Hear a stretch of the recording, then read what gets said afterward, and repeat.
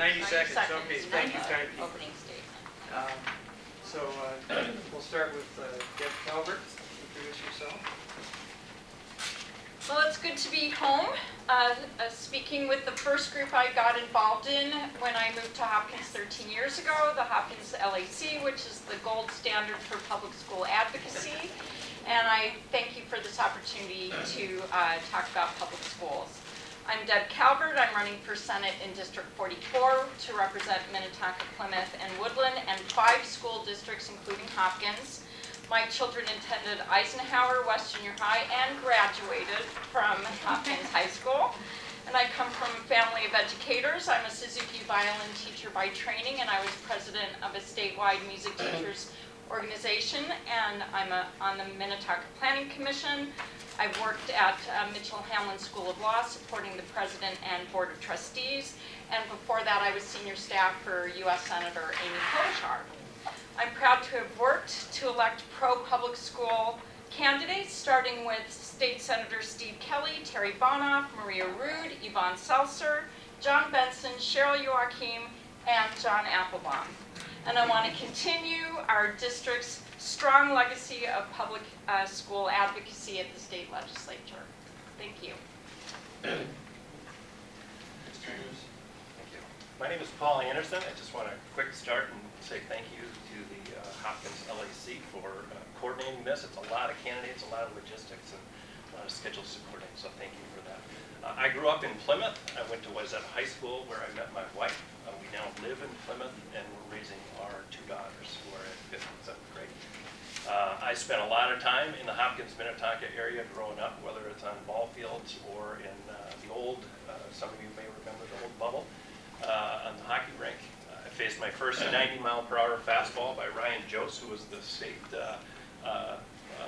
player of the year back in 1990, so I'm dating myself a little bit, but I have a great affection for this area. I actually grew up many summers down at Shady Oak Beach, learning how to get the courage to jump off the high platform. I also spent a lot of time here in the Hopkins schools. I've got a tremendous amount of respect for the Hopkins schools. It seemed like about once a month, when I was district director for Congressman Ramstad, we were here for a Blue Ribbon Award, for a National School of Excellence, for a Teacher of the Month Award. You have a lot to be proud of. And so I'm running. One of the prime priorities for me is to be a champion for education, to be a champion for Hopkins schools and the other 4 school districts in Senate District 44. Thank you. I'm Patty Meyer, and I'm running for the Minnesota House in Senate District 44. And I kind of want to start in maybe talking about education, and that's what we're here tonight for, and I thank the LLC for putting this together. I am a new candidate, new to the process, and new to some of the things that the state needs to do and the challenges that face the state. And just doing some research, you know, Article 13 of the Minnesota Constitution states that the legislature shall secure a thorough and efficient system of public schools. That's very important, and we need to see that we can get that done. And as a member of the House, I want to be part of the reforms to get things changed in this state. We have a history of doing things different here.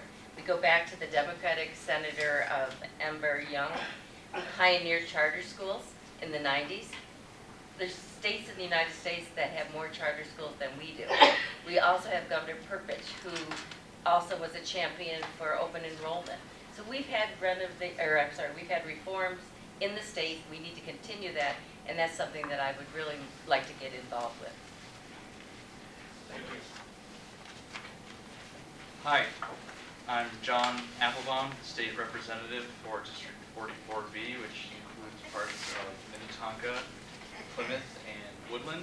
I'm a lifelong Hopkins Royal. Went to Tanglin Elementary School, Hopkins North Junior High, Hopkins High School, and if there were a Hopkins University, I probably would have gone there too.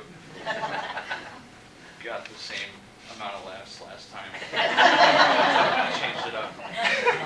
Anyway, very excited to be here and want to thank all of you for your interest in attending this event. Like my campaign 2 years ago, I promise you this upcoming election that there is no more important issue to me than education. As I mentioned, I'm a public educated person. I love Hopkins Public Schools. My wife and I are newly married. If we're fortunate enough to have children, they will attend public schools too.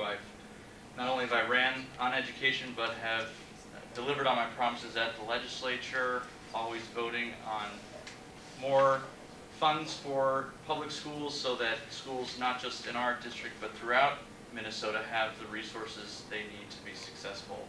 That's my top priority. It will always be my top priority, and I really look forward to the discussion tonight. Thank you. All right, thank you. All candidates. The LAC has prepared 2 questions for the candidates. They should have received them in advance, so they know what they're getting into. And then there's a 3rd question that was prepared by our Special Education Action Coalition. And did you all get copies of that? I don't know if that, okay. So it's a pop quiz. So the LAC's first question is, well, I'll start with the declaration here. Adequately funding education is a concept virtually every candidate supports. Yes, and they get 2 minutes to respond. Thank you. In an era of underfunded mandates such as the world's best workforce, special education service requirements, and digital literacy directives, funding is not kept up with inflation, let alone funded the expanded requirements. What would you do differently to fully fund public education requirements in Minnesota? And we'll start with Mr. Applebaum and work backwards. The last part, to fully fund educational requirements? Yeah, what would you do differently to fully fund public education requirements in Minnesota? Well, since 2003, education in this state has been woefully inadequate. And in my 2 years at the legislature, I was part of a group and actually co-authored a bill to provide $800 million of the surplus money going towards public schools. As I mentioned in the introduction, there's no more important issue to me, and I believe to the future of our state and being from this community, to our community, than strong public education system. So to me, that means ensuring that public schools, so whether it's Hopkins, Wayzata, Minnetonka, or all public schools have the resources they need to be successful. It means providing for stable funding that can be tied to inflation and not just the consumer price index, which doesn't make sense, but the, what is it called, the inflation price deflator, IDP. Anyway, we need to have a stable source of funding for our schools so they can budget properly and invest in the teachers, the support staff, and the wraparound services that are required to ensure that Minnesota has the top public educational system in the country, because that's what we as Minnesotans deserve, that's what we expect. And I fought hard to combat a Republican majority that wanted to fund just $157 million of the $2 billion surplus towards education. That would have resulted in countless layoffs, and that's not the direction we need to go. I mean, in a time of surplus, we need to invest in our youth. We need to make sure we have an educated workforce, and it all starts with public education. So it means providing the resources necessary so there aren't teacher shortages, and there aren't layoffs, and there aren't too many kids in each classroom, and there aren't a lack of counselors and other support staff. That's what we need to do, and you can be sure that I will continue to do that when reelected. Thank you. As you know, we have an education funding formula that is extremely complex in the state. I've been told that there may be 6 people who understand it completely. And trust me, I'm not one of them, and I do hope these 6 stay healthy, if that's what we're going to be working with. I do know that delivering special education services is very costly, and that there is a 60-40 split between the state of Minnesota and the federal government. The state has been very good at meeting its commitment. The feds have not.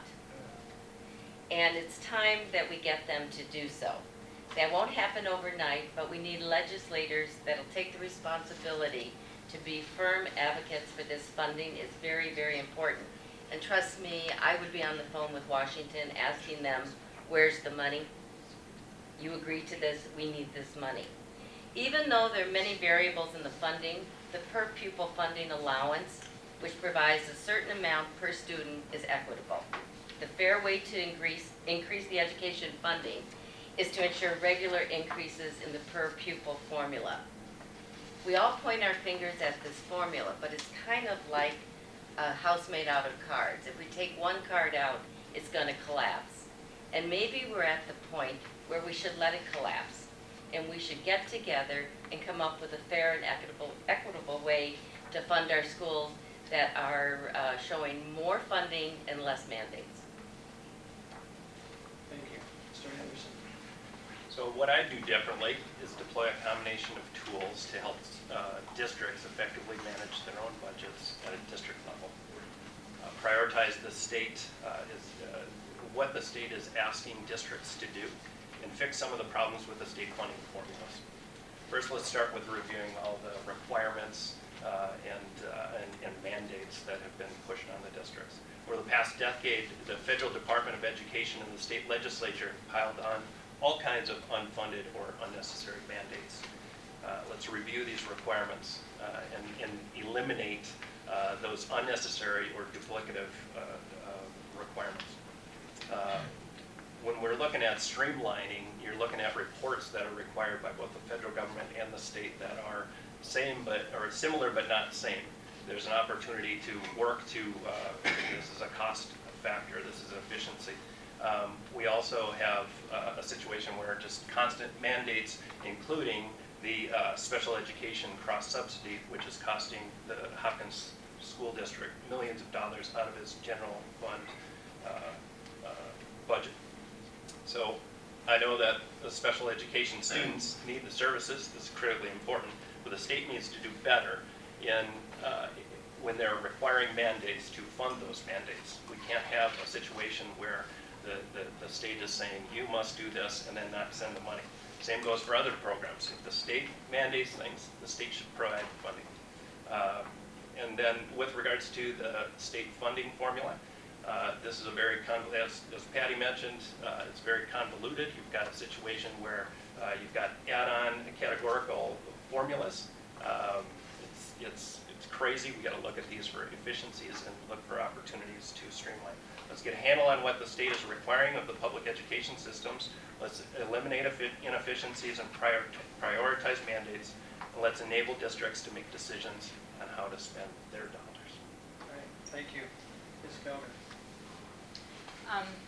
I agree with my colleague Paul Anderson. First, we have to deal with the unfunded mandates, and this is easier said than done.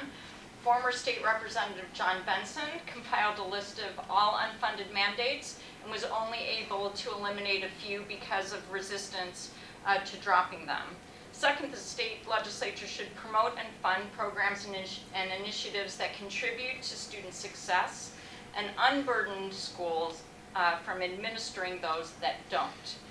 And as a violin teacher and daughter of a former special education teacher, student success to me involves development of the whole child and must include things like the arts, special education, physical education, and early childhood education.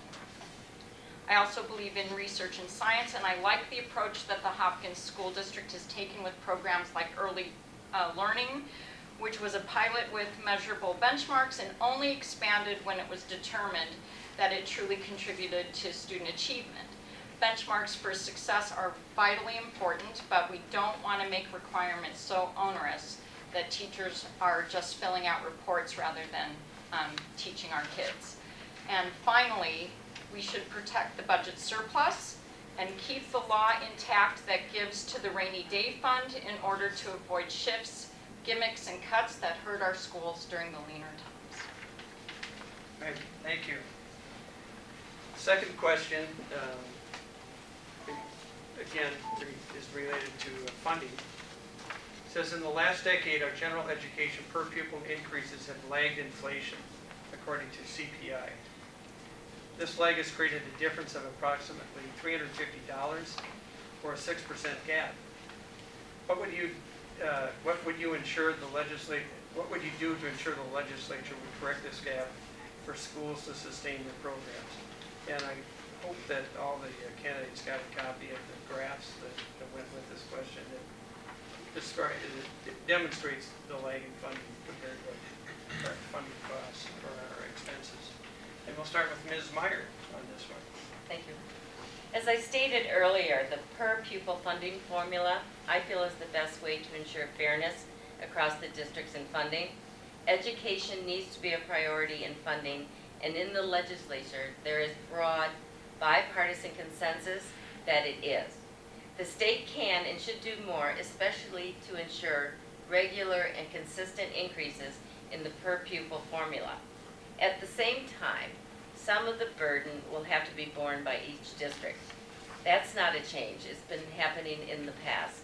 Hopkins has wisely created a Citizens Financial Advisory Committee, whose purpose is to prepare financial projections that make recommendations concerning future budget needs.